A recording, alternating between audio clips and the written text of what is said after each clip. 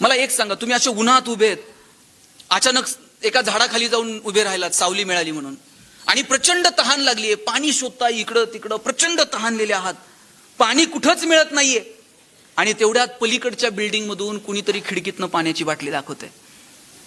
साहेब पाणी प्यायचंय का? या या इकडे या. काय वाटलं तुम्हाला त्या माणसाविषयी? प्रचंड तहानलेले आहात आणि कुणीतरी तुम्हाला पाणी देण्यासाठी बोलवतंय, असं वाटेल काय देव माणूस भेटला आपल्याला. तुम्ही पळत पळत बिल्डिंग खाली जाऊन उभं राहता आणि ती 20 मिनिटं खालीच येत नाही. आता वाटतंय कुठून याच्या नादाला लागलो, त्याला द्यायचं नव्हतं तर बोलवलं कशाला एवढं उन्हात आणायचं. आणि 20 मिनिटांना ते खाली येत आहे, येतानाच लिंबू सरबत घेऊन येते, आणि त्यानं म्हणावं नाही नुसतंच पाणी नको, जरा उन्हातून आलाय म्हणून लिंबू सरबत. आता काय वाटतंय? आता वाटतंय का हे माणूस आहे का कोण आहे?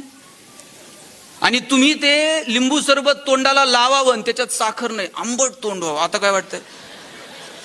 आता वाटतंय याचा गळा दाबू का काय.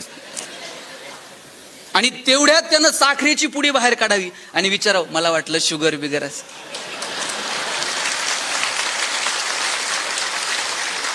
आता वाटतं याला डोक्यावर घेऊन नाचू का काय करू.